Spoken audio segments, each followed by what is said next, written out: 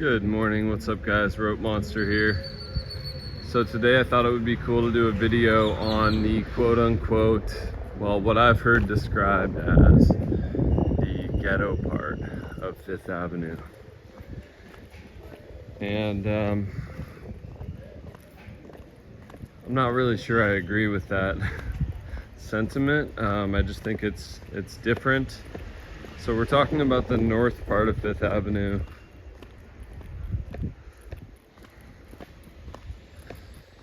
And we're almost there. I'm just coming from 10th Avenue right now, walking to the east.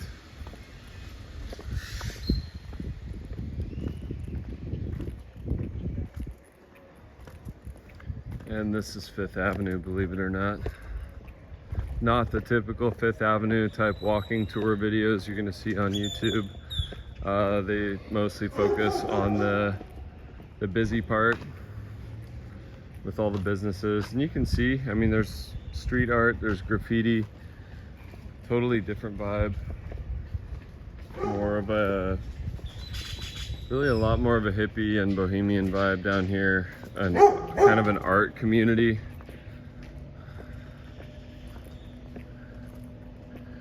And so you'll see more people doing like temazcal ceremonies, burning incense, copal, more people doing yoga, martial arts. It's kind of more of a healthy vibe in some ways. And a lot of the buildings are unused. There really aren't any businesses down here to speak of. Nobody, but you know, that's nice. Like even this street here is kind of almost unfinished. But it's kind of nice when you're sick of people trying to sell you things, which is often the case on the busy part of Fifth Avenue from, well, up until like almost 60th. And we're up here on like, this is 88th, we're coming up on here. So we're really far north on Fifth Avenue. There's still a few restaurants here and there. We got this one, La 88. I've heard they do really good ceviche. Ceviche, my favorite. But there are beaches down here. This is the entrance to Playa 88. And if you check my previous videos, I did a walking tour of that. You see it's super quiet and peaceful down here, aside from the occasional barking dog. And there are some really cool murals as you get further down here too. I'll show you guys some of those. I just wanted to show you this lesser featured part of Fifth Avenue. I think it's worth seeing. Rentals are cheaper down here. If you're coming on vacation, I get it. Like you want to be in the heart, you want to party, especially if you're coming on spring break and you're really coming to just like turn up, you know, then this probably isn't the neighborhood. But if you're coming down here to spend 3 to 6 months, maybe escape the cold of the winter, this actually is a pretty chill neighborhood.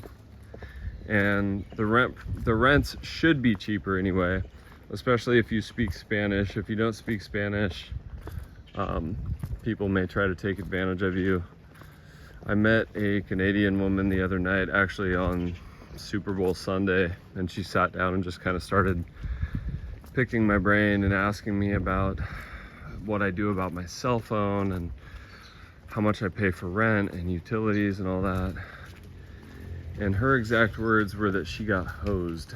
And I was like, well, what does that mean? And she says, well, I'm paying like $4 grand a month. And I was like, is that Canadian or US? She says $4 grand US. And my jaw just kind of fell open, because that's absurd. I mean, you're talking close to 80,000 pesos a month. Some people in Mexico make, you know, 120,000 pesos a year. So to pay 80,000 pesos a month is insane. And I found out that was just for a 1-bedroom and didn't include any of the utilities. So you have to have a little bit of common knowledge of what normal is to begin with. But if you do have that knowledge and you come down to this neighborhood's called Colosio, by the way, you can find cheaper apartments.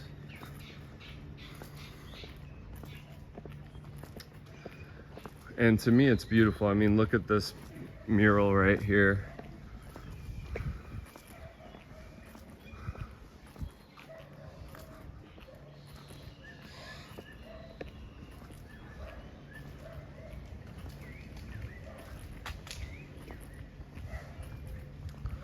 I like to just drink my morning coffee and take my morning walks down here. You've got some more just beautiful art right here along the way. A lot of these were done as recently as 2023. The project is called Renace 2023, like the 2023 rebirth. Ah, yeah, right here. See a little, see that was part of that project. So a lot of muralists and tattoo artists and people volunteered their time and skills to brighten up this neighborhood quite a bit. So, and this is not me trying to promote or blow this neighborhood up. I really like how low-key it is. So, I mean, if you do decide to live here, please don't overpay. Please don't drive up the prices. For example, I mean, I think 6,500 to 10,000 pesos is kind of the max price range you should be paying for a studio or one bedroom in this neighborhood. And I won't convert that because it's going to change on a daily basis. But yeah, if this is the quote-unquote ghetto part of Fifth Avenue, then I guess I'm just kind of a hood rat because I like it. I like a little bit of flavor, a little bit of character, and for someone who's traveled Latin America a little bit and been around the world, been to places like Greece, there's a value in not being hassled and not having people try to sell you tours and t-shirts and drugs and and massages, you know, and everything else they talk about on Fifth Avenue.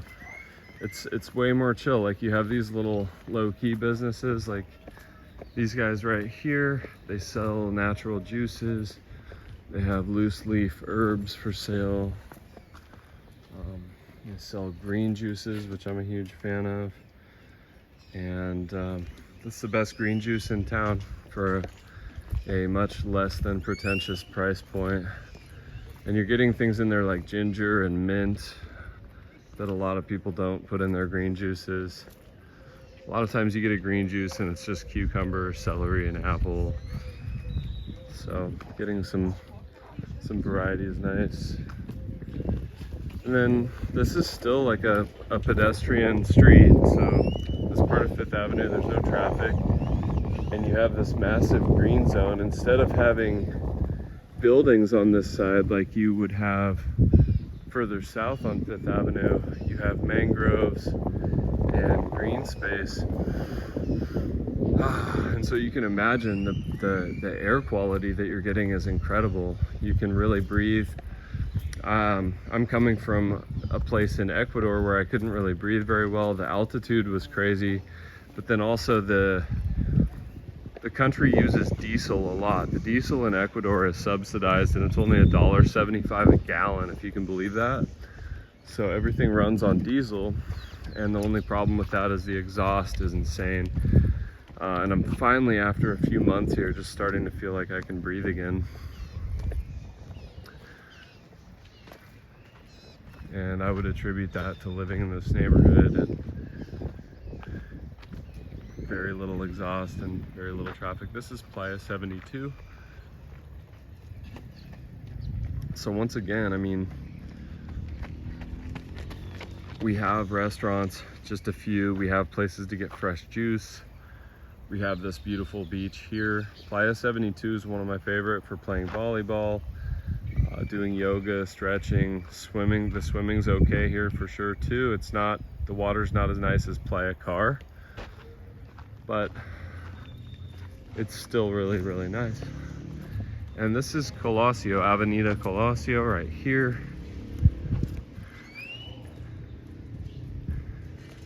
And so like I mentioned, this is that Colosio neighborhood.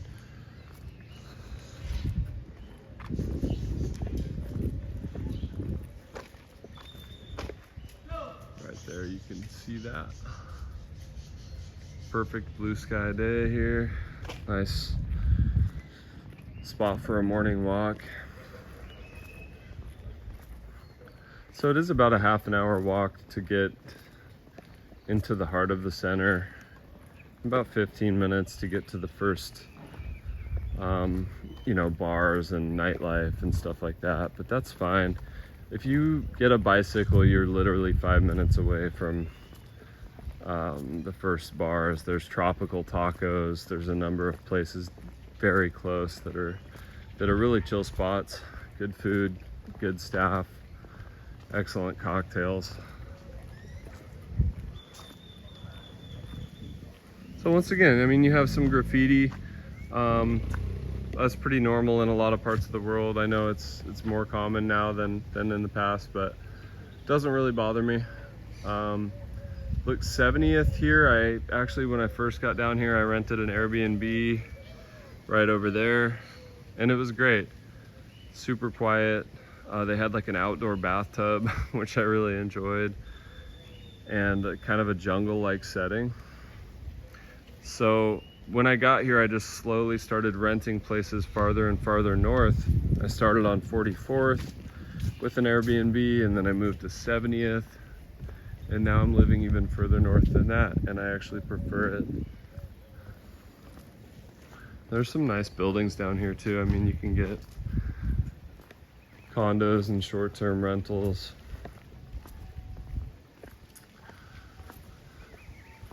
In nice, secure buildings with rooftop terraces. This place over here. It's all about your preference, or you can get a traditional, you know, more traditional Mexican apartment. As long as you have air conditioning and a nice bed, you're probably in good shape, because you're not going to spend your whole day in your apartment. Maybe you work from home, but this place is a good example. Bajo Quinta, this is one of my favorite places. They got vegan, vegetarian food, all sorts of really good options, but they also have chicken, fish, really, really good coffee. And this is a good example of why you don't need to spend your whole day at home. If you work remotely, this place has good Wi-Fi, and you can go in here and get like a green juice or a smoothie or a coffee and do your work here. And it's kind of, you've got kind of an open air setting there, and a lot of people, a lot of influencers and YouTubers sit in there and edit videos. And so when it comes down to picking an apartment, maybe choose based on the quality of the air conditioning unit and the comfort of the bed and the location, of course, and the noise. The one thing I'll say is, like, go to your potential rental or apartment at night before you rent it and see how bad the noise is, see if there's people partying, any barking dogs. Oh, we get the whole school here. And so do that, but also check the proximity to the closest tortilleria, because for those of you who don't know, tortillerias make this squeaking, this shrill, high-pitched sound. There's a lot of mechanical stuff, a lot of belts and things moving, a lot of moving parts that aren't always well greased. And you'll hear that all day long if you live too close to the tortilleria. The place I got is just far enough away from the tortilleria that I don't hear it, so that's another thing to keep in mind for sure when picking your spot.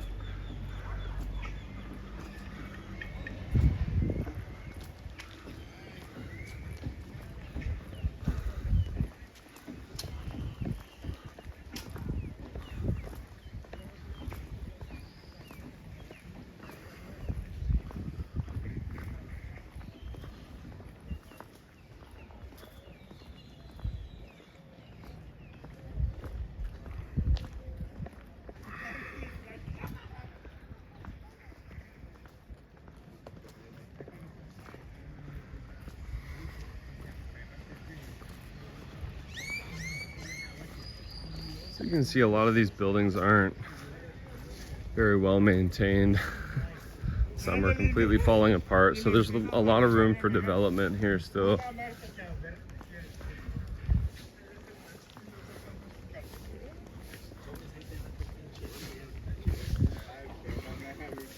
But it kind of gives it a little bit of a cool contrast and juxtaposition. You get this kind of almost urban vibe, except you're basically right in the jungle, right in nature, right near the beach.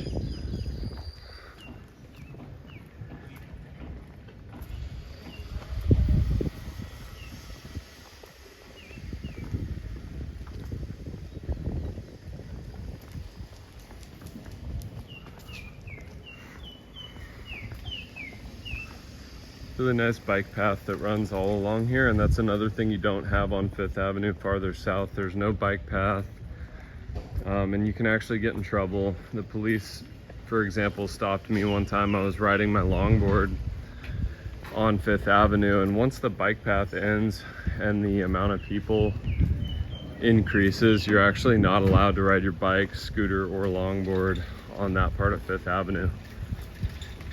So if you're a morning exerciser and you like to jog, you like to bicycle, you're into the cycling, this is actually a better neighborhood.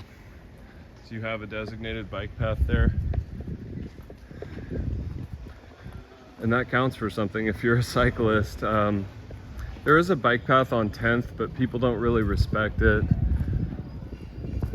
A lot of people walk or stand in that bike path, and there's also standing water anytime it rains heavily on that bike path, whereas this one does not have those issues.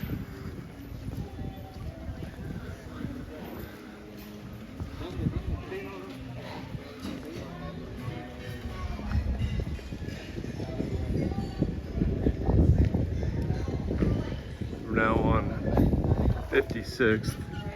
And you'll see that we're starting to get into more of the businesses. This place has good bread. Sometimes I'll go in there and just get a baguette to take with me to the cenotes or the beach or wherever, whatever adventure I'm going on.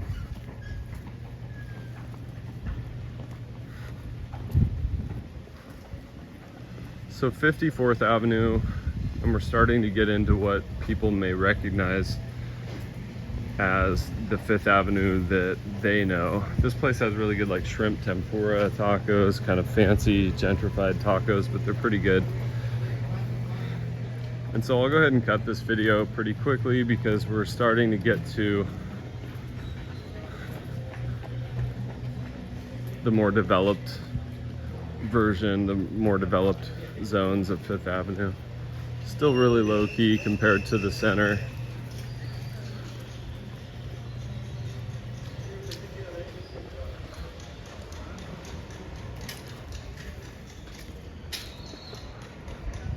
But you can see we're getting into more of these more modern buildings here.